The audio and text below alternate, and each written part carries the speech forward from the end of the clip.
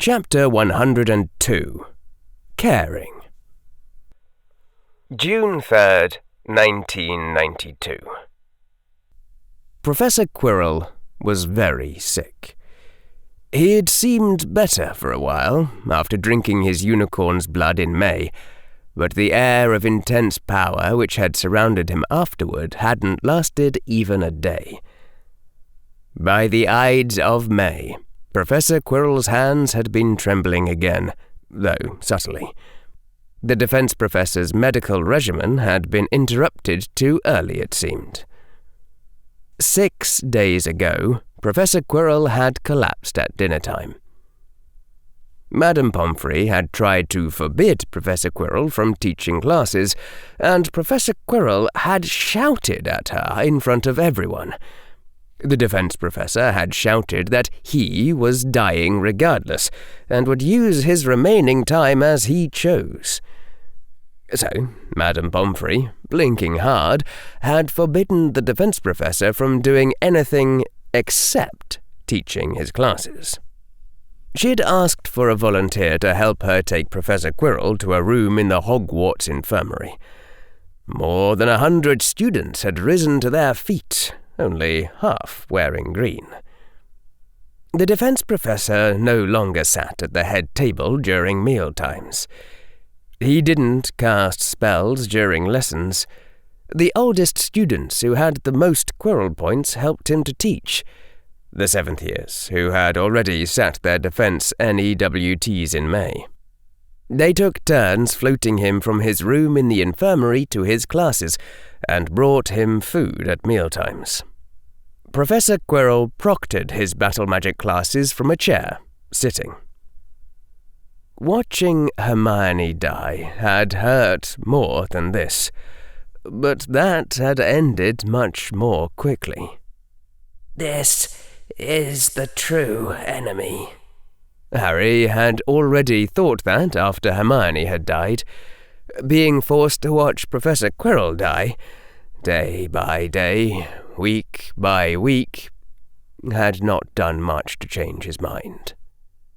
"This is the true enemy I have to face," Harry's thought in Wednesday's defense class, watching Professor Quirrell leaning far to one side of his chair before that day's 7th-year assistant caught him. "Everything else is just shadows and distraction."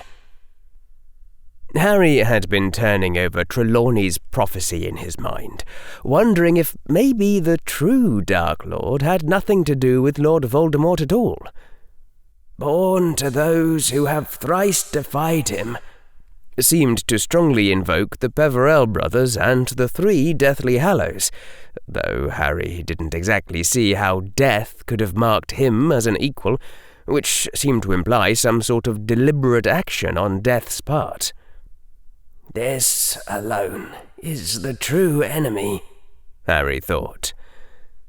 "After this will come Professor McGonagall, Mum and Dad, even Neville in his time, unless the wound in the world can be healed before then." There was nothing Harry could do. Madame Pomfrey was already doing for Professor Quirrell what magic could do, and magic seemed strictly superior to Muggle techniques when it came to healing. There was nothing Harry could do. Nothing he could do. Nothing at all. Harry raised his hand and knocked upon the door, in case the person there could no longer detect him. "What is it?" came a strained voice from the infirmary room. "It's me." There was a long pause. "Come in," said that voice. Harry slipped inside and closed the door behind him and cast the quieting charm. He stood as far away from Professor Quirrell as he could, just in case his own magic was making the professor feel uncomfortable, though the sense of doom was fading with each passing day. Professor Quirrell was lying back in his infirmary bed, only his head propped up by a pillow. A coverlet of cottony material, red with black stitching, covered him to his chest. A book hovered before his eyes, outlined in a pale glow which also surrounded a black cube lying by the bed. Not the defense professor's own magic, then, but a device of some kind. The book was Thinking Physics by Epstein, the same book Harry had lent to Draco a few months back. Harry had stopped fretting about its possible misuse several weeks earlier. "This,"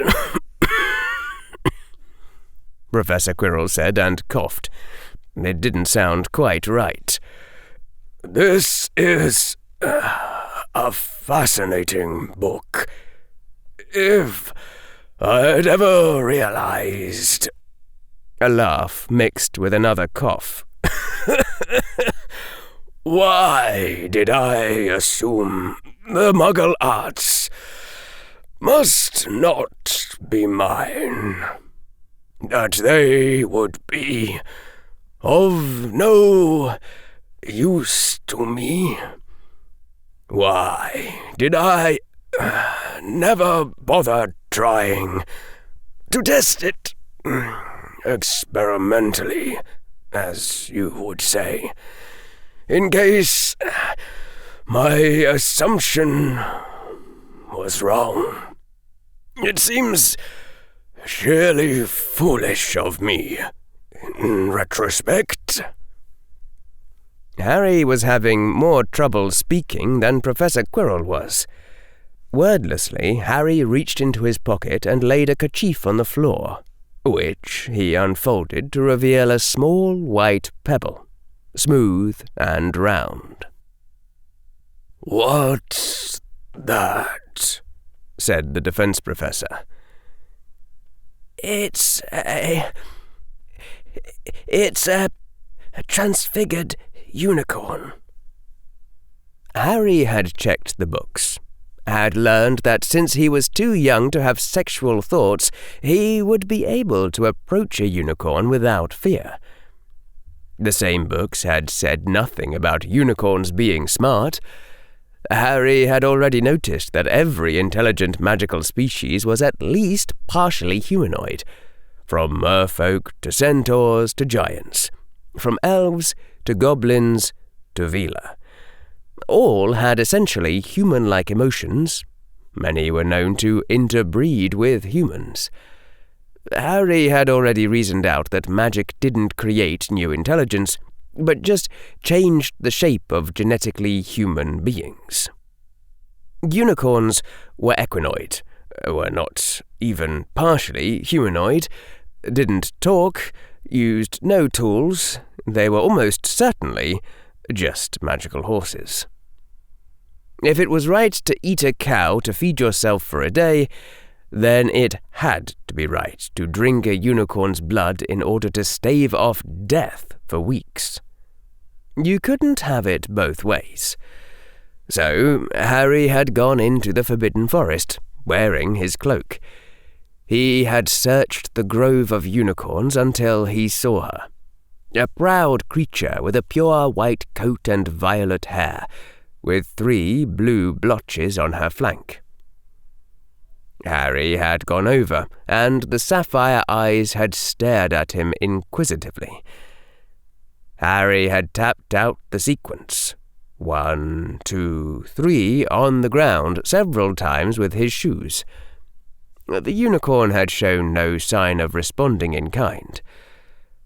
Harry had reached over, taken her hoof in his hand, and tapped the same sequence with the unicorn's hoof. The unicorn had only looked at him curiously.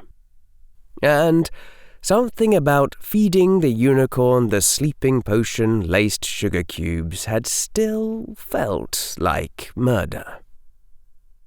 "That magic gives their existence a weight of meaning which no mere animal could possess." "To slay something innocent to save oneself, that is a very grave sin," Those two phrases, from Professor McGonagall, from the Centaur, had both run through Harry's mind over and over as the white unicorn had yawned, laid down on the ground, and closed its eyes for what would be the last time. The transfiguration had lasted an hour, and Harry's eyes had watered repeatedly as he worked. The unicorn's death might not have come then, but it would come soon enough, and it was foreign to Harry's nature to try to refuse responsibility of any kind. Harry would just have to hope that, if you didn't kill the unicorn to save yourself, if you did it to help a friend, it would be acceptable in the end. Professor Quirrell's eyebrows had climbed toward his hairline. His voice was less soft, had something of his normal sharpness as he said, "I forbid you from doing that again." "I wondered if you'd say that," Harry said. He swallowed again. "But this unicorn is already doomed, so you might as well take it, Professor." "Why have you done this?" If the defense professor really didn't understand that, he was slower on the uptake than anyone Harry had ever met. "I kept thinking there was nothing I could do," Harry said. "I got tired of thinking it." Professor Quirrell closed his eyes. His head leaned back into the pillow.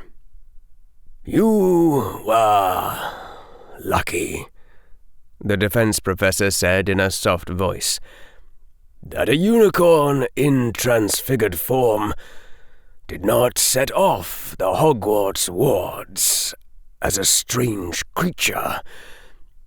I shall have to take this outside the grounds to make use of it, but that can be managed. I shall tell them that I wish to look upon the lake. I will ask you to sustain the transfiguration before you go, and it should last long enough after that. And with my last strength, dispel whatever death alarms were placed to watch over the herd, which, the unicorn being not yet dead, but only transfigured, will not yet have triggered. You were very lucky, Mr. Potter." Harry nodded. He started to speak, then stopped again. Words seemed to stick in his throat once more. "You already calculated the expected utilities. If it works, if it goes wrong, you assigned probabilities. You multiplied, and then you threw out the answer and went with your new gut feeling, which was the same. So say it." "Do you know," Harry said unsteadily, "of any way at all by which your life might be saved?" The defense professor's eyes opened. "Why do you ask me that, boy?" "There's a spell I heard of, a ritual." "Be silent," said the defense professor. An instant later, a snake lay in the bed. Even the snake's eyes were dull. It did not rise. "Speak on," hissed that snake, its flickering tongue its only motion. There is a ritual I heard of from the schoolmaster, by which he thinks the Dark Lord might have lived on. It is called..." And Harry stopped as he realized that he did know how to say the word in Parseltongue. Horcrux. It requires a death, I have heard. But if you are dying in any case, you might try to adapt the ritual, even at great risk for the new spell, so that it can be done with a different sacrifice. It would change the whole world if you succeed, though I don't know anything about the spell. The schoolmaster thought it tore off a piece of soul, though I don't see how that could be true. The snake was hissing laughter, strange, sharp laughter, almost hysterical. You tell me of that spell? Me! You must learn more caution in the future, boy. But it matters not. I learned of the Horcrux spell since long ago. It is meaningless. Meaningless? Harry said aloud in surprise. Would be pointless spell from beginning, if souls existed. Tear piece of soul? That is lie. Misdirection to hide true secret. Only one who does not believe in common lies will reason further, see beneath obstruction, realize how to cast spell. Required murder is not sacrificial ritual at all. Sudden death sometimes makes ghost if magic bursts and imprints on nearby thing. Horcrux spell channels death burst through caster, creates own ghosts instead of victims, imprints ghost in special device. Second victim picks up Horcrux device. Device imprints your memories into them, but only memories from time Horcrux device was made. You see floor? The burning sensation was back in Harry's throat. No continuity of... There wasn't a snake word for consciousness. Self. You would go on thinking after making the Horcrux, then self, with new memories, dies and is not restored. Yes, you do see. Also, Merlin's interdict prevents powerful spells from passing through such a device, since it is not truly alive. Dark wizards who think to return thus are weaker, easily dispatched. None have persisted long by such means. Personalities change, mix with victims. Death is not truly gainst. Real self is lost, as you say. Not my present taste. Admit I considered it long ago. A man was lying in the infirmary bed once more. The defense professor breathed, then made a wretched coughing sound. Can you give me a full recipe for the spell? Harry said after a moment's deliberation. There might be some way to improve on the floors, with enough research. Some way to do it ethically, and have it work. Like doing the transfer into a clone body with a blank brain instead of an innocent victim, which might also improve the fidelity of the personality transfer. though that still left the other problems. Professor Quirrell made a short sound under his breath that might have been laughter.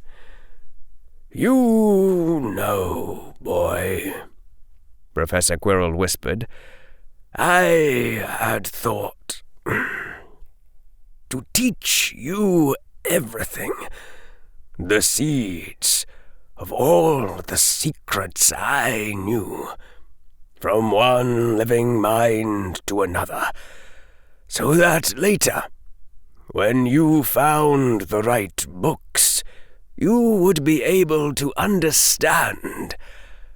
I would have passed on my knowledge to you, my heir.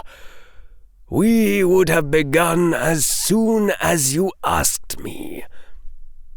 But you never asked." Even the grief surrounding Harry like thick water gave way to that, to the sheer magnitude of the missed opportunity. I was supposed to... I didn't know I was supposed to... Another coughing chuckle. "Yes, the unknowing Muggle-born, in heritage, if not in blood, that is you. But I thought better of it, that you should not walk my path. It was not a good path in the end." It's not too late, Professor, Harry said. A part of Harry yelled that he was being selfish, and then another part shouted that down. There would be other people to help. "Yes, it is too late, and you shall not persuade me otherwise. I have thought better of it. As I said, I am too full of secrets better left unknown. Look at me." Harry looked, almost despite himself. He saw a still, unwrinkled face, looking old and pained beneath the head rapidly losing its hair, even the sides looking wispy now.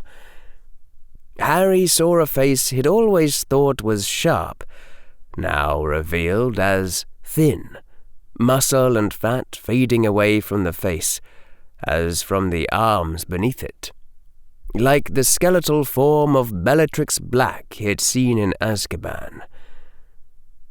Harry's head wrenched aside, unthinkingly. "You see," whispered the Professor. "I dislike to sound cliché, Mr. Potter, but the truth is, the arts called dark really are not good for a person in the end." Professor Quirrell breathed in, breathed out. There was quiet for a time in the infirmary. The two of them watched only by the elaborately ornamented stone of the walls. "Is there anything left unsaid between us?" said Professor Quirrell. "I am not dying today, mind you. Not right now. But I do not know how long I shall be able to converse." There's... Harry said, swallowed again. There's a lot of things. Way too many things. But it might be the wrong thing to ask. But I don't want this one question unanswered. Snake? A snake lay on the bed. I learned how the killing curse works requires true hate to cast. Not much hate, but must want target dead, they say. In prison with life-eaters, you cast killing curse at guard. Said you did not want him dead. Was that lie? Here, now, at this distance, you may speak truth. Even if you fear it reflects poorly on you, it should not matter now, teacher. I wish to know, must know, will not abandon you either way. A man lay on the bed. "Listen carefully," Professor Quirrell whispered. "I will tell you a conundrum, a riddle of a dangerous spell. When you know the answer to that puzzle, you will also know the answer to your question. Are you listening?" Harry nodded. "There is a limitation to the killing curse. To cast it once in a fight, you must hate enough to want the other dead. To cast Avada Kedavra twice, you must hate enough to kill twice. To cut their throat with your own hands. To watch them die. Then do it again. Very few can hate enough to kill someone 5 times. They would get bored." The defense professor breathed several times before continuing. "But if you look at history,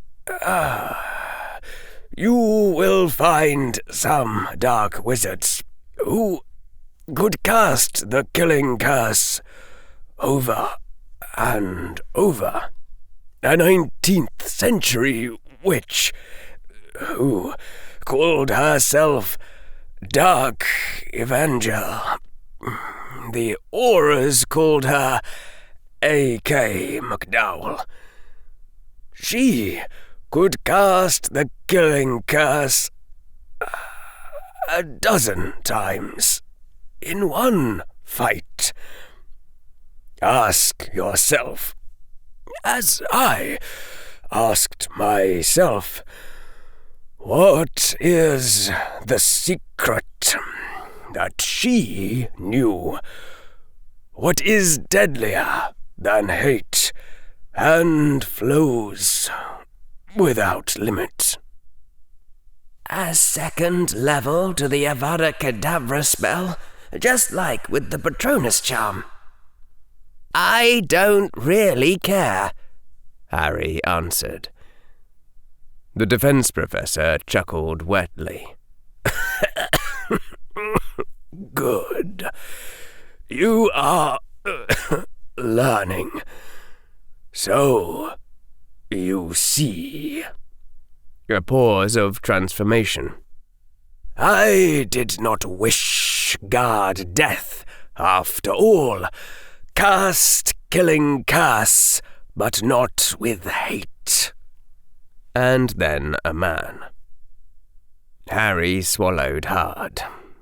It was both better and worse than what Harry had suspected, and characteristic enough of Professor Quirrell. A cracked soul, for certain, but Professor Quirrell had never claimed to be whole. Any else to say? Said the man in the bed.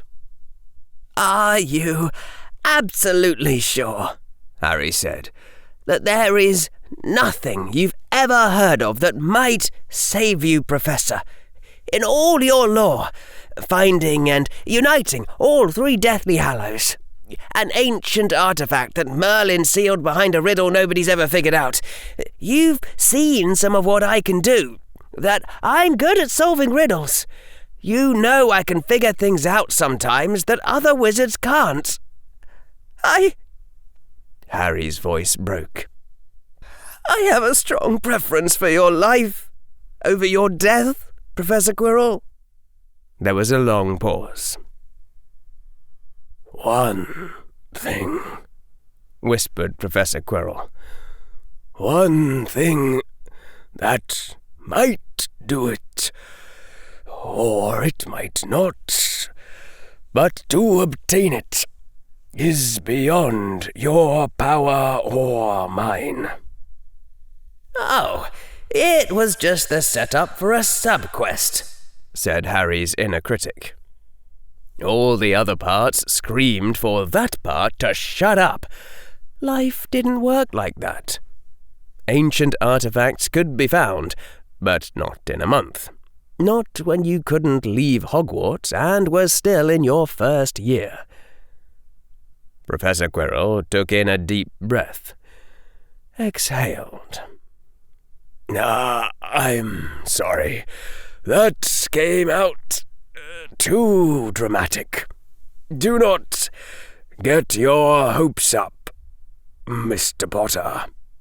You asked for anything, no matter how unlikely. There is a certain object called... A snake lay on the bed. "The Philosopher's Stone," hissed the snake. If there'd been a mass-manufacturable means of safe immortality this entire time and nobody had bothered, Harry was going to snap and kill everyone. I read of it in a book, Harry hissed. Concluded it was obvious myth. No reason why same device would provide immortality and endless gold. Not unless someone was just inventing happy stories. Not to mention, every sane person should have been researching ways to make more stones, or kidnapping Maker to produce. Thought of you specifically, teacher. A hissing of cold laughter. Reasoning is wise, but not wise enough.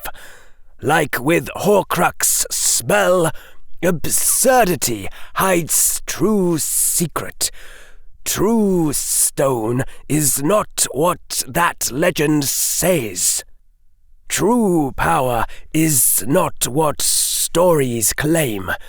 Stone's supposed maker was not one who made it. One who holds it now was not born to name now used. Yet stone is powerful healing device in truth. Have you heard it spoken of? Just in the book.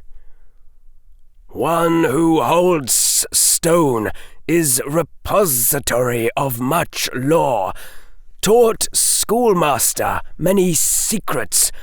Schoolmaster has said nothing of stone's holder, nothing of stone, no hints.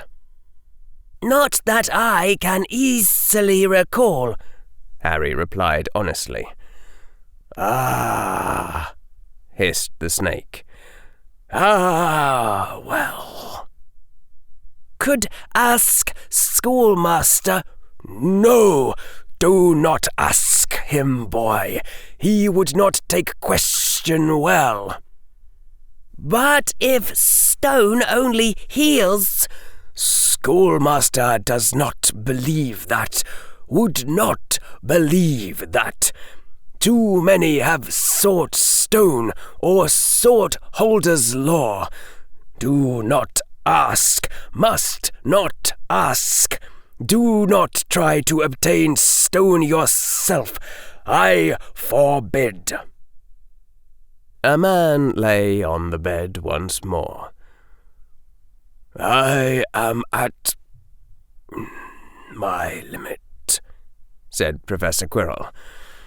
"I must regain my strength before I go to the forest with your gift. Leave now, but sustain the transfiguration before you go." Harry reached out, touched the white pebble lying within the kerchief, renewing the transfiguration on it. "It should last for 1 hour and 53 minutes after this," Harry said. "Your studies do well." It was far longer than Harry's transfigurations had lasted at the start of the school year. Second-year spells came to him easily now, without strain, which wasn't surprising, since he would be 12 in less than 2 months. Harry could even have cast a memory charm, if it had been good for someone to forget every memory involving their left arm. He was climbing the power ladder, slowly, from very far down. The thought came with the potential for sadness, a thought of one door opening as another closed, which Harry also rejected. The door to the infirmary closed behind Harry as the boy who lived walked swiftly and with purpose, shrugging on his invisibility cloak as he moved. Soon, presumably, Professor Quirrell would call for assistance, and an older student trio would guide the defense professor into some quiet place, maybe the forest, with an excuse of viewing the lake or some such. Some place the defense professor could eat a unicorn undetected, after Harry's transfiguration wore off. And then Professor Quirrell would be healthier, for a time.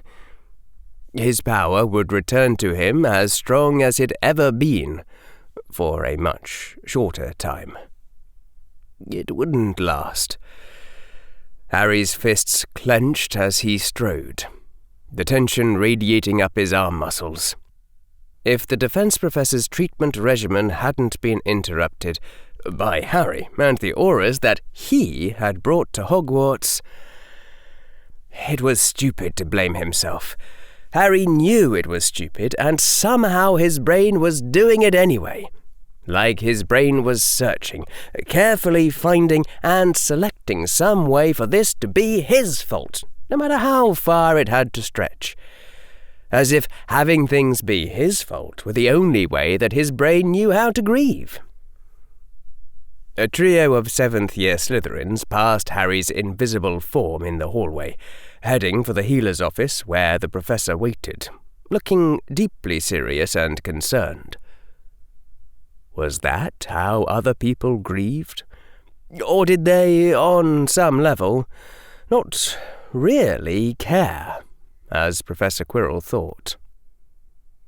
"There is a second level to the killing curse."